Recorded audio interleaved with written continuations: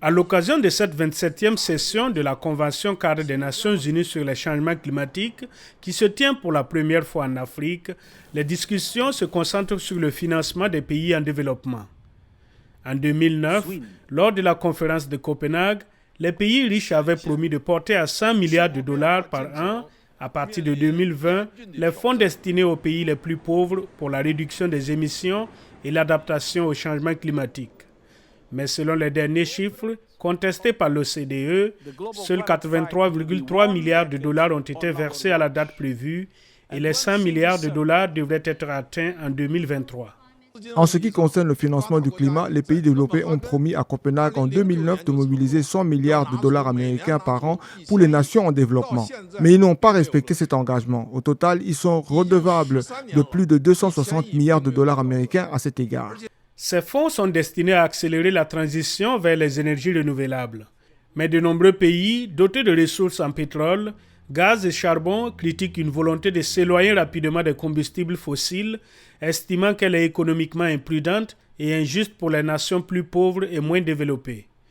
Le directeur général de l'Agence internationale pour les énergies renouvelables a déclaré dans un entretien accordé à l'AFP que l'Afrique avait besoin d'infrastructures assez solides pour se développer et passer à un système énergétique propre. S'ils sont coincés dans l'ancienne technologie, ils ne sauteront pas dans le train des nouvelles technologies et seront marginalisés partout.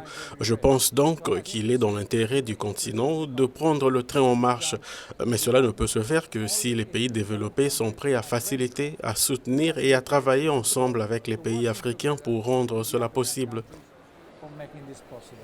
Alors que les discussions se poursuivent sur fond de promesses non tenues et de désaccords, des manifestations, parfois silencieuses, ont été organisées par des mouvements de défense des droits de l'homme pour demander la fin du financement des combustibles fossiles et l'implication de toutes les catégories sociales dans les débats. Le silence de la manifestation d'aujourd'hui représentait les voix qui ont été écartées de cette COP et toutes les personnes qui sont réduites au silence par leur gouvernement dans le Sud global, empêchées de s'impliquer dans la société civile, de participer à la défense de la justice climatique, alors même qu'elles sont le centre de la conversation. La COP27 s'est ouverte dimanche dans la ville côtière égyptienne de Sharm el-Sheikh et se poursuivra jusqu'au 18 novembre.